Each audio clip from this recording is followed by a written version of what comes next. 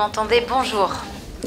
Je vais parler en français, donc si vous voulez mettre vos petites machines. Alors, je veux remercier les invitants, professeurs, de votre invitation. Et je suis très heureuse de venir à Athènes parler des Jeux Olympiques. Ah oui, pas de problème. Για να μπορέσουμε λίγο να συντονίσουμε την τελευταία αυτή συνεδρία, πολύ σύντομα θα σας πω ότι η Ελίζα Γιαγβίτς έρχεται από το Παρίσι. Θέλει να μας μεταφέρει την εμπειρία του οργανισμού της, του ΛΕΚΑΝΟ, που είναι ένας οργανισμός υποστήριξης της κοινωνικής οικονομίας στη Γαλλία, που είναι πραγματικά πολύ ενδιαφέρον.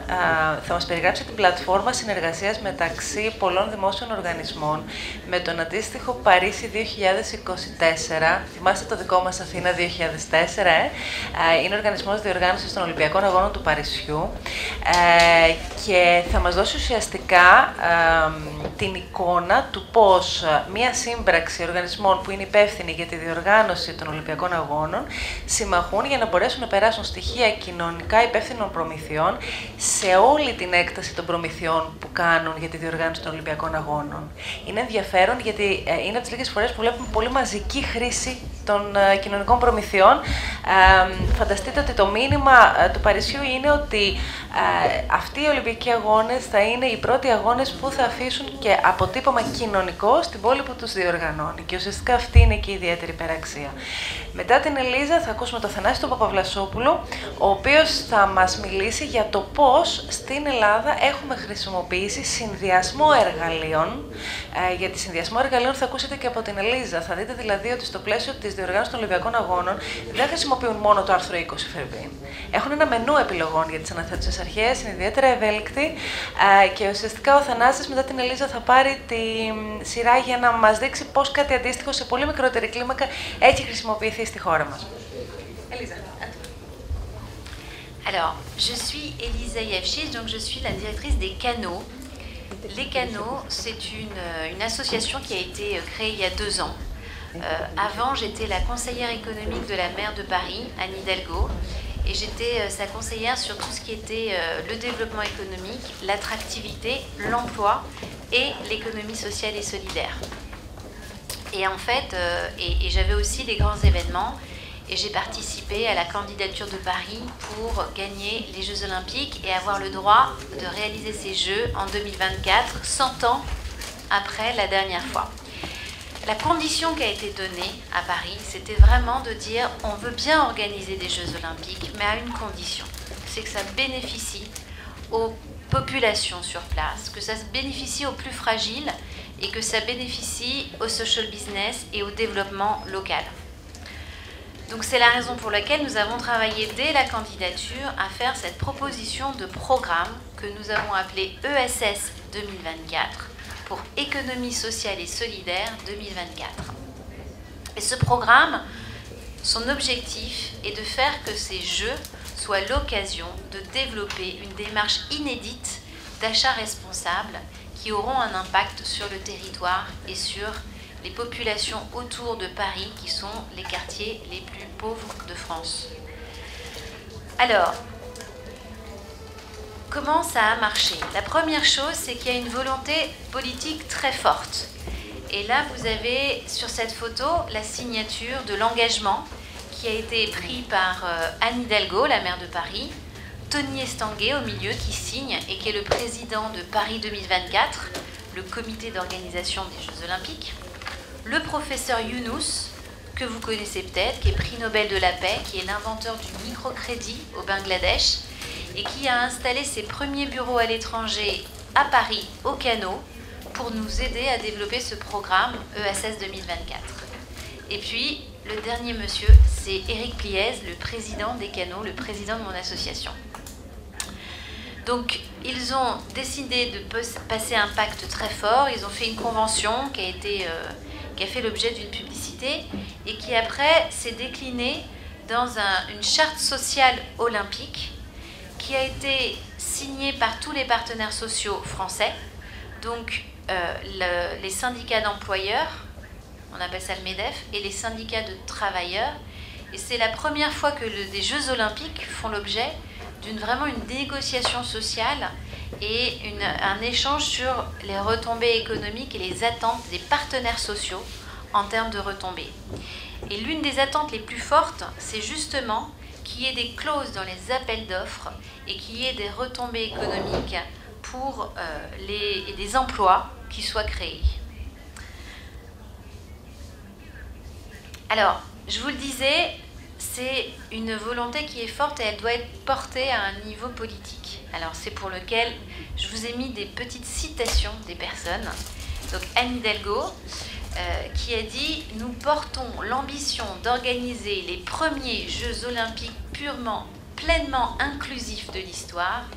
Ils devront bénéficier au territoire et accueillir les habitants. » Et puis le professeur Younous, qui nous accompagne et qui dit « Ces Jeux peuvent être la voie du changement de l'économie mondiale. » Voilà, je ne reprends pas celle de Tony Estanguet, mais toute l'organisation du COJO s'est mise dans cette volonté.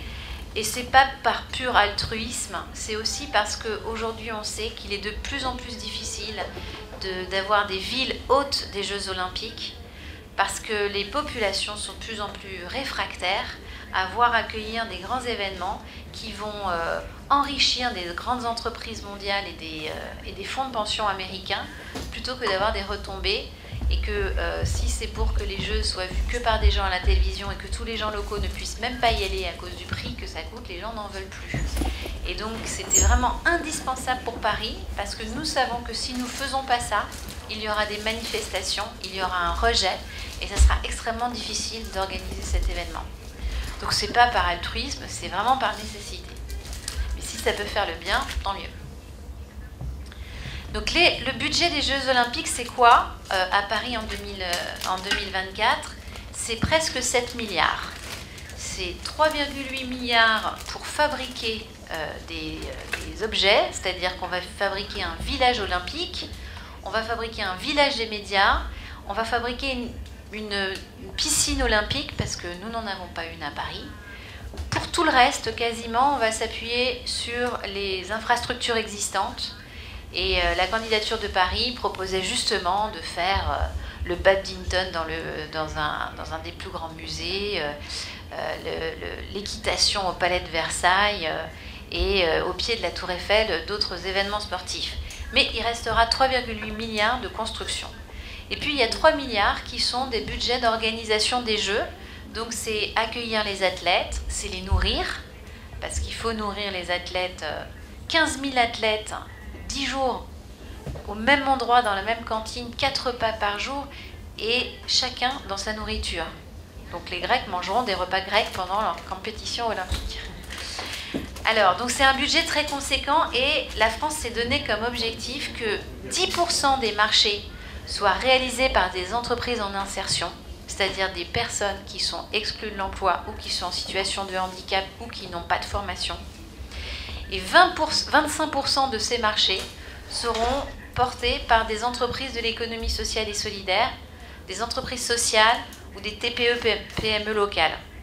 Donc vous voyez, c'est loin d'être anecdotique et c'est vraiment très ambitieux en termes de montant. Ça n'a jamais été fait à cette hauteur-là en France.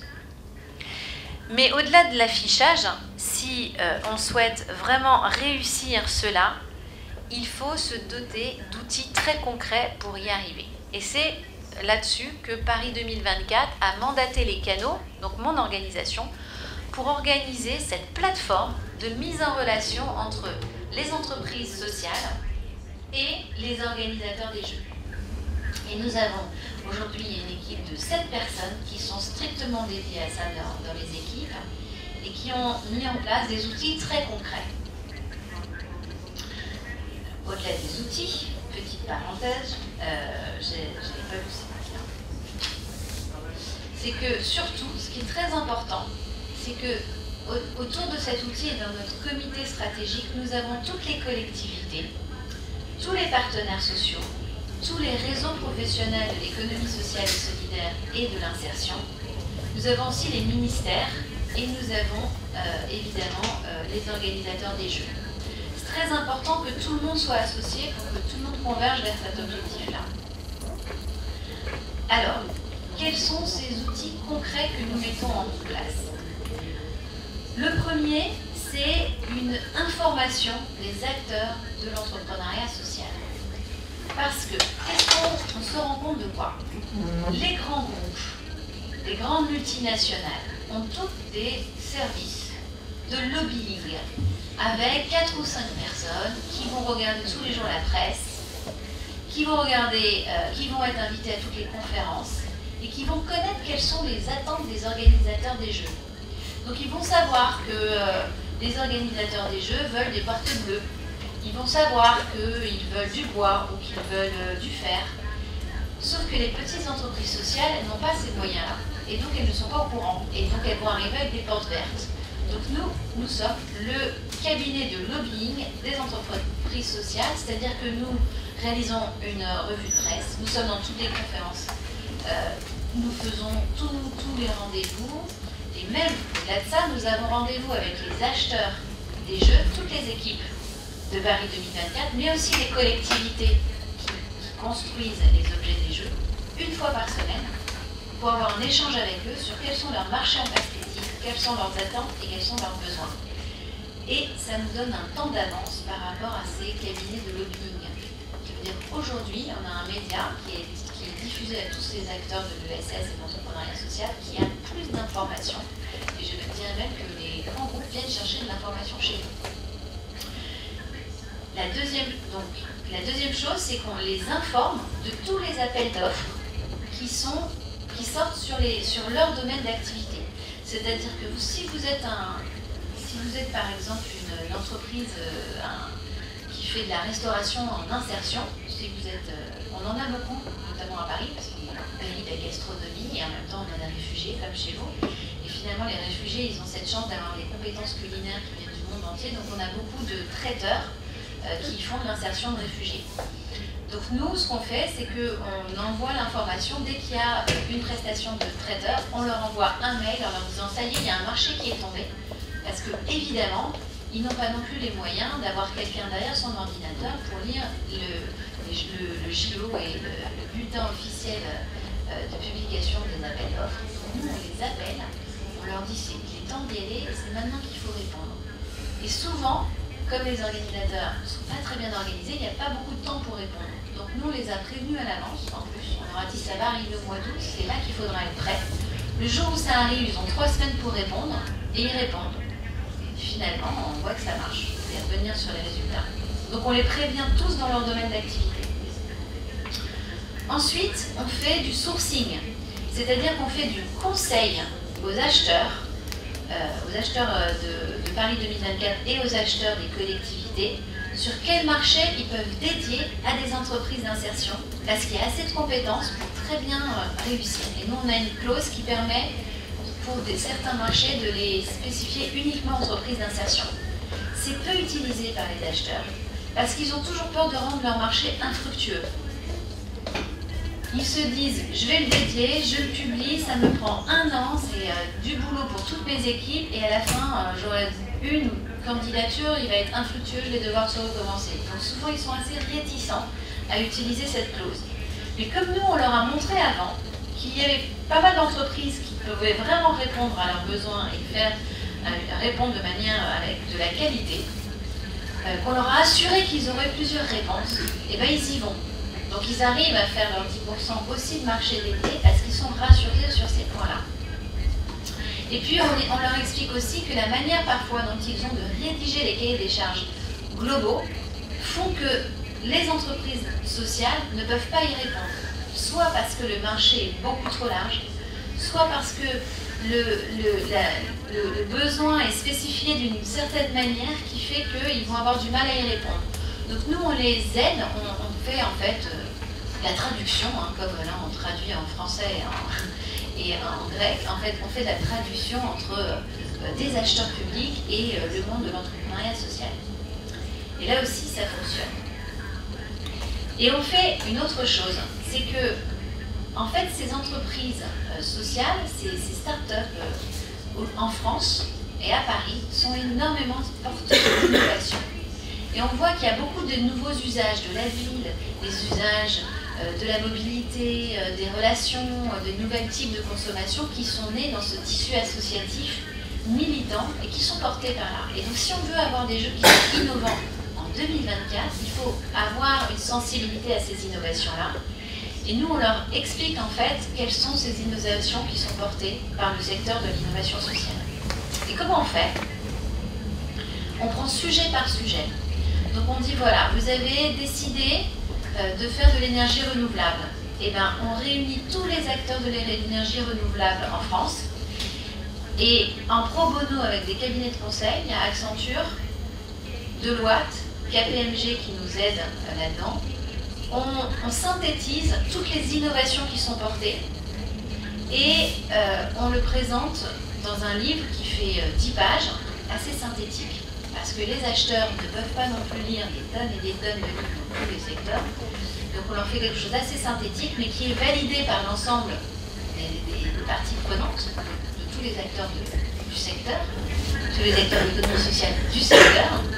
Et on le remet ensuite à Paris 2024. Et ça aussi c'est très important. Parce que finalement on se rend compte que les grands groupes, là aussi, et si vous avez par exemple la société Bouygues, qui est une société de construction qui a des milliers d'emplois en France, si le patron de l'entreprise Bouygues veut déjeuner avec Tony Estanguet, qui est le patron de Paris 2024, il lui sera très difficile de lui refuser ce déjeuner. Par contre, si c'est une petite entreprise d'insertion de Paris, là, ça sera très difficile de l'accepter. Et c'est pas du tout par cynisme, c'est parce que il n'a que 365 repas par jour, ce monsieur, et qu'il ne peut pas rencontrer toutes les entreprises. Par contre, en fait, d'avoir cette information faite à travers ces cahiers d'un parc, transmettre une information aux acheteurs, c'est beaucoup plus efficace que le déjeuner avec Tony Estanguet.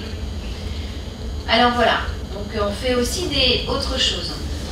C'est qu'on est bien conscient que les petites entreprises sociales ne vont pas, elles, pouvoir forcément répondre à des marchés qui sont nécessairement des gros marchés. Je vous parlais tout à l'heure de la restauration.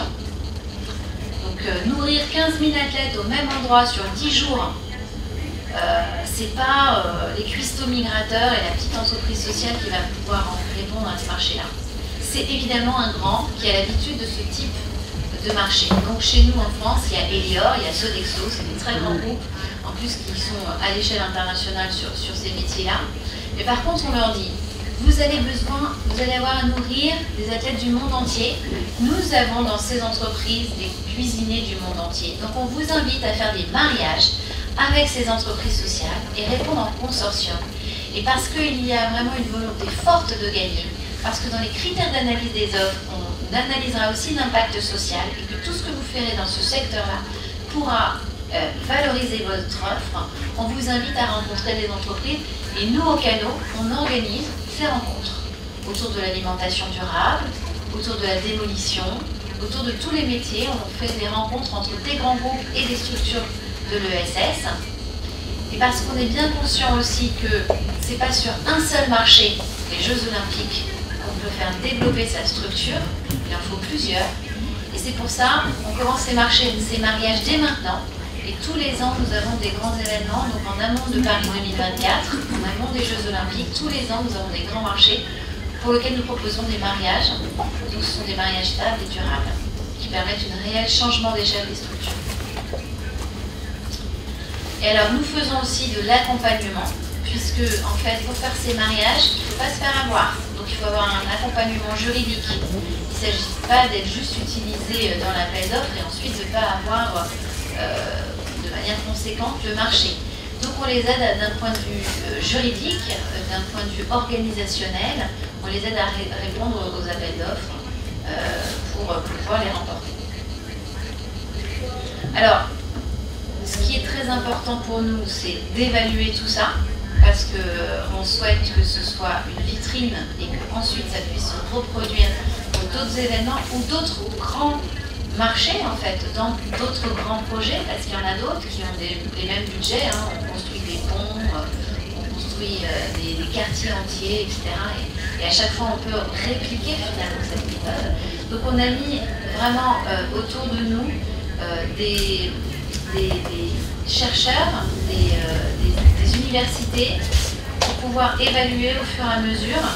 Et puis, on a une obligation d'évaluation, parce que cette politique, elle est au cœur de la candidature de Paris, et c'est aussi pour ça qu'on a été choisi par le CIO. Parce qu'ils veulent voir si c'est possible, parce qu'eux-mêmes se rendent compte que le modèle ne sera pas possible dans les années à venir s'ils n'arrivent pas à justifier d'un impact social des JO. Donc voilà, donc on pourra vous donner des éléments dans les années à venir d'évaluation. On essaye aussi de s'inspirer de ce qui a déjà été fait ailleurs, parce qu'il y a déjà des choses qui ont été faites dans ce domaine-là. Donc on a travaillé avec les équipes de Rio. Les équipes de Rio ont réussi 5%. Ils ont atteint 5% de TPE-PME et structures de l'ESS. Voilà. Plus TPE-PME que structures de l'économie sociale. Et principalement, en fait, eux, ils ont cerné quelques marchés.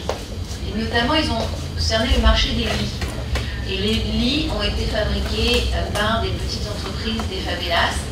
Et il y a eu vraiment toute l'organisation en fait, patronale, la CGP, enfin nous on appelle ça la CGPME en France, qui a organisé la mise en relation de fabricants de lits dans toute la région de Rio et même dans tout le Brésil pour que les lits soient produits par des petites TPE-PME.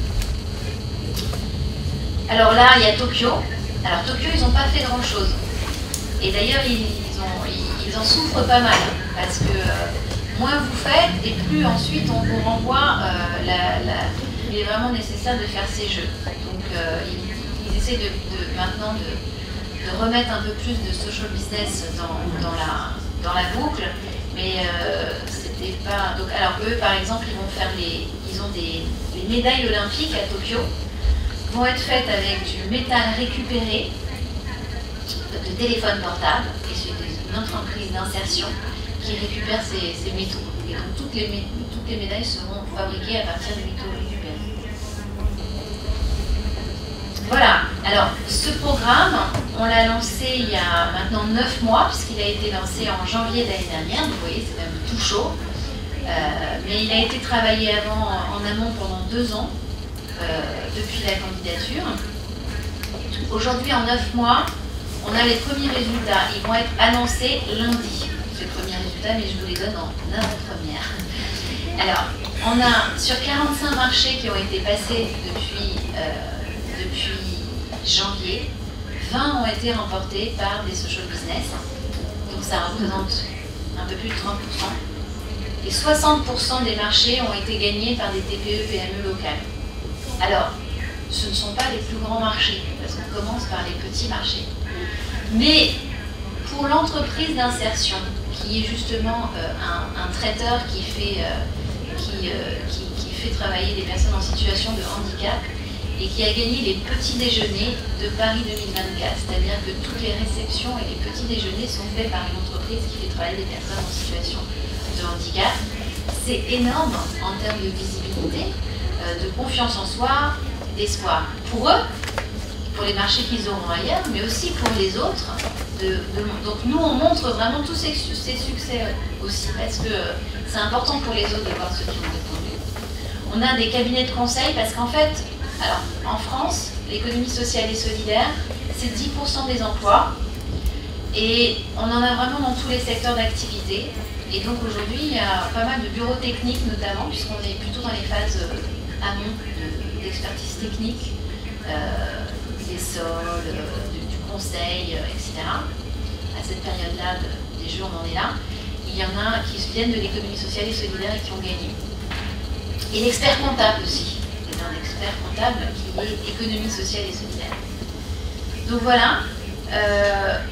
On a aussi 500 entreprises d'économie sociale et solidaire qui se sont référencées, c'est-à-dire qui ont vraiment donné toutes leurs coordonnées pour pouvoir recevoir les marchés qui correspondent à leur secteur d'activité. Et ce n'est qu'un début, on espère faire beaucoup plus. Donc voilà, juste pour résumer tout ça, pour vous dire, nous, ce qu'on veut vraiment être, c'est d'une part un démonstrateur, parce qu'on souhaite, on veut montrer au monde et on se dit que les Jeux Olympiques, c'est le moment où les projecteurs sont pointés sur nous. On veut montrer au monde que ces acteurs qui font de l'insertion, ces acteurs qui ont fait le choix d'aider, d'avoir un impact social avant d'avoir des bénéfices et des dividendes sur les marchés, que ces entreprises-là sont tout aussi performantes que les autres, voire parfois plus, et le montrer, et qu'il y a vraiment un savoir-faire dans tous les secteurs d'activité. On veut que ça soit aussi un accélérateur pour ces entreprises et qu'elles puissent vraiment en bénéficier, et on voudrait que du coup l'économie sociale et solidaire prenne un pas encore plus important dans l'économie française. Et puis enfin, que ce soit aussi une manière de mettre en avant de nouvelles innovations, parce qu'on a beaucoup de problèmes sociaux en France, comme en Grèce, du chômage, on a la question des réfugiés, on a la question des personnes âgées, qui sont des questions compliquées à traiter, et on pense qu'il y a plein de solutions qui vont venir de ces entreprises sociales.